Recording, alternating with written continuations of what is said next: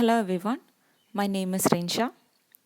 കണ്ണൂർ യൂണിവേഴ്സിറ്റിയുടെ STE syllabus പ്രകാരം third BComനുള്ള ഓഡിറ്റിംഗ് ആൻഡ് ടാക്സേഷൻ എന്നുള്ള പേപ്പറാണ് ഞാനിവിടെ ഡിസ്കസ് ചെയ്യുന്നത്. First chapter introduction to auditing.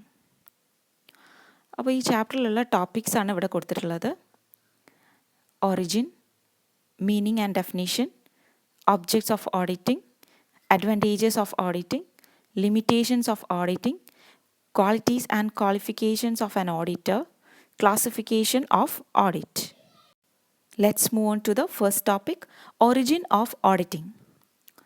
The practice of auditing may be traced back to the early stages of civilization. എന്നാൽ അക്കാലത്ത് പബ്ലിക് അക്കൗണ്ട്സ് അഥവാ ഗവൺമെൻറ്റിൻ്റെ കണക്കുകളായിരുന്നു ഓഡിറ്റ് ചെയ്തിരുന്നത്.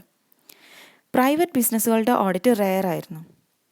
ആൻഷ്യൻ ഈജിപ്ഷ്യൻസും ഗ്രീക്സും റോമൻസും എല്ലാം അവരുടെ പൊതു കണക്കുകൾ ഓഡിറ്റ് ചെയ്തിരുന്നു. Auditing as it exists today was started as a result of industrial revolution. 18-ാം നൂറ്റാണ്ടിൽ യൂറോപ്പിലുണ്ടായ വ്യാവസായിക വിപ്ലവത്തിൻ്റെ ഫലമായി ബിസിനസ്സുകളുടെയും ഇൻഡസ്ട്രികളുടെയും എല്ലാം സാധ്യതകൾ വർദ്ധിച്ചു. സോൾ ട്രേഡർ ബിസിനസ്സുകളിൽ നിന്ന് പാർട്ട്ണർഷിപ്പുകളിലേക്കും പിന്നീട് ജോയിൻറ്റ് സ്റ്റോക്ക് കമ്പനികളിലേക്കും ബിസിനസ്സുകൾ വളർന്നു. കമ്പനികളുടെ കൺട്രോള് ബോർഡ് ഓഫ് ഡയറക്ടേഴ്സിൻ്റെ കയ്യിലായി. കമ്പനികൾ സിറ്റി ബേസ്ഡായി വർക്ക് ചെയ്യുകയും ഷെയർ ഹോൾഡേഴ്സ് ദൂര സ്ഥലങ്ങളിൽ ആയിരിക്കുകയും ചെയ്തതിനാൽ അവർക്ക് കമ്പനിയുടെ ഡെയിലി ആക്ടിവിറ്റീസിൽ ഇൻവോൾവ് ചെയ്യാൻ സാധിച്ചില്ല. അതുകൊണ്ട് കണക്കുകൾ ഓഡിറ്റ് ചെയ്യപ്പെടുക എന്നത് അവരുടെ ഇൻവെസ്റ്റ്മെൻറ്റ് സേഫ് ആയിരിക്കാൻ അത്യാവശ്യമായി തീർന്നു. പിന്നീട് ഗവൺമെൻറ് റൂൾസും റെഗുലേഷൻസും companies act, chartered accountants act ഇതെല്ലാം ഓഡിറ്റിങ്ങിൻ്റെ ഇമ്പോർട്ടൻസിനെ എംഫസൈസ് ചെയ്തു. ഇനി ഇന്ത്യയിലെ കാര്യം എടുക്കാം. ഇന്ത്യയിൽ മൗര്യ സാമ്രാജ്യ സ്ഥാപകൻ ചന്ദ്രഗുപ്ത മൗര്യൻ്റെ കാലത്ത് അക്കൗണ്ടിംഗ് ആൻഡ് ഓഡിറ്റിംഗ് സിസ്റ്റം നിലവിലുണ്ടായിരുന്നു. അദ്ദേഹത്തിൻ്റെ മന്ത്രിയും സാമ്പത്തിക ഉപദേഷ്ടാവും രാഷ്ട്രീയ ഗുരുവും ഒക്കെ ആയിരുന്ന കൗടില്യൻ അഥവാ ചാണക്യൻ അദ്ദേഹത്തിൻ്റെ കൃതിയായ അർത്ഥശാസ്ത്രയിൽ പൊതു കണക്കുകൾ ഓഡിറ്റ് ചെയ്യുന്നതിനെ പറ്റി പ്രതിപാദിച്ചിട്ടുണ്ട്. മാത്രമല്ല 40 തരത്തിലുള്ള ക്യാഷ് മിസ്അപ്രോപ്രിയേഷൻ അതുപോലെ അതിനുള്ള ശിക്ഷയും ഈ പറഞ്ഞ കൃതിയിൽ വിശദീകരിച്ചിട്ടുണ്ട്. Next, meaning of auditing. The term audit is derived from the Latin word audire which means to hear. അപ്പോൾ കേൾക്കുക എന്നതാണ് ഓഡിറ്റ് എന്ന വേർഡിൻ്റെ അർത്ഥം. It's an examination of accounts books and the relative documentary evidences by an independent qualified person in order to ascertain the accuracy and truthfulness of the figures appearing therein. അപ്പോൾ auditing എന്ന് പറഞ്ഞാൽ books of അക്കൗണ്ട്സിൻ്റെയും അതുപോലെ documentary evidences means what, bills, receipts അങ്ങനെയുള്ള evidences അതൊക്കെ examine ചെയ്യുക by an independent qualified person. ഒരു qualified ആയിട്ടുള്ള ഒരു സ്വതന്ത്രനായിട്ടുള്ള ഒരാൾ ഇത് വന്ന് പരിശോധിക്കുക. In order to ascertain the accuracy, അതായത് ഇതിൻ്റെ അരിത്തമെറ്റിക്കൽ അക്യൂറസിയും അതുപോലെ ട്രൂത്ത്ഫുൾനെസ് അതിൻ്റെ ഒരു ജെന്യൂനിറ്റിയും പരിശോധിക്കുക എന്നതാണ് ഓഡിറ്റിംഗ് കൊണ്ട് ഉദ്ദേശിക്കുന്നത്. Next, definitions of auditing. First LR ഡിക്സിയുടെ ഡെഫിനേഷനാണ്.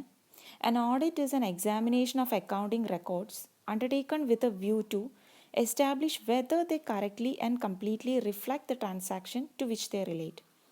അപ്പോൾ തന്നിരിക്കുന്ന അക്കൗണ്ടിങ് റെക്കോർഡ്സിലുള്ള ട്രാൻസാക്ഷൻസ് കറക്റ്റ് ആണോ കംപ്ലീറ്റ് ആണോ എന്നൊക്കെ ചെക്ക് ചെയ്യുക എന്നുള്ളതാണ് ഓഡിറ്റിംഗ് കൊണ്ട് ഉദ്ദേശിക്കുന്നത്. നെക്സ്റ്റ്, സ്പൈസർ ആൻഡ് പെഗ്ലറിൻ്റെ ഡെഫിനേഷനാണ്.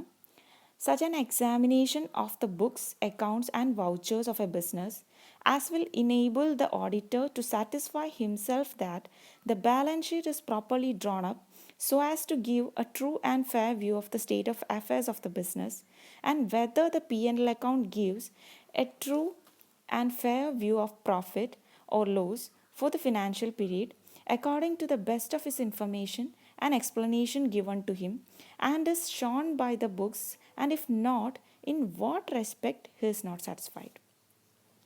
ഇത് കുറച്ച് ലെങ്തി ഡെഫിനേഷനാണ്, പക്ഷേ ഇതാണ് ഏറ്റവും ഫേമസ് ആയിട്ടുള്ള ഡെഫിനേഷൻ. അപ്പോൾ ഇത് പഠിക്കുന്നതായിരിക്കും ബെറ്റർ. അപ്പോൾ ഇവർ പറയുന്നത് it's an examination of books and അക്കൗണ്ട്സിൻ്റെ ഒരു പരിശോധനയാണ്, അതുപോലെ വൗച്ചേഴ്സിൻ്റെയും. അത് ഓഡിറ്റർക്ക് സാറ്റിസ്ഫൈ ചെയ്യണം. എങ്ങനെ? Balance sheet is properly drawn up.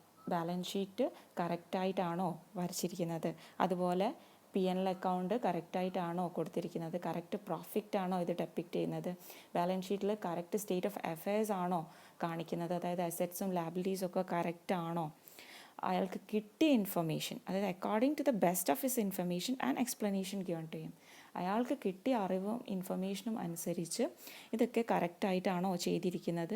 ഇനി അയാൾ അഥവാ സാറ്റിസ്ഫൈഡ് അല്ലെങ്കിൽ ഏത് കാര്യത്തിലാണ് പ്രശ്നമുള്ളത്, ഏത് കാര്യത്തിലാണ് അയാൾ സാറ്റിസ്ഫൈഡ് അല്ലാത്തത് എന്നുകൂടി അയാൾ എക്സ്പ്ലെയിൻ ചെയ്യണം. അപ്പോൾ ഇത്രയാണ് ഓഡിറ്റിങ്ങിനെ പറ്റി പറഞ്ഞിട്ടുള്ളത്, Spicer and Pegler. Next, objects of auditing. The objectives of auditing are basically classified into two: primary objectives and subsidiary objectives. The subsidiary objectives are again classified into two: detection and prevention of errors, and the second one, detection and prevention of frauds. The detection and prevention of errors are again classified into four: errors of omission, errors of commission, compensating errors, then errors of principles. Then detection and prevention of frauds are again classified into three: misappropriation of cash, misappropriation of goods, and manipulation of accounts. Let's move on to the first objective, primary objective or main objective. The main objective of auditing is to verify the accounts and to report whether the financial accounts have been drawn properly according to the Companies Act and whether they exhibit a true and fair view of the state of affairs of the business. അപ്പോൾ ഓഡിറ്റിങ്ങിൻ്റെ main objective എന്ന് പറയുന്നത് books of accounts ഒക്കെ correct ആണോ, അതുപോലെ final accounts companies act പ്രകാരം ആ പറഞ്ഞ രീതിയിൽ തന്നെയാണോ പ്രിപ്പയർ ചെയ്തിരിക്കുന്നത്, അതുപോലെ ഫൈനൽ അക്കൗണ്ട്സിൽ ബിസിനസ്സിന് state of affairs, asset and liability, അതുപോലെ പ്രോഫിറ്റ്സ് ഒക്കെ കറക്റ്റ് ആണോ കാണിക്കുന്നത് എന്നതാണ് ഇതിൻ്റെ മെയിൻ ആയിട്ടുള്ള objective. Next, subsidiary objectives. Subsidiary ഒബ്ജക്റ്റീവ്സിൽ രണ്ട് കാര്യമാണുള്ളത്. ഒന്ന് detection and prevention of errors, രണ്ടാമത്തത് detection and prevention of fruits.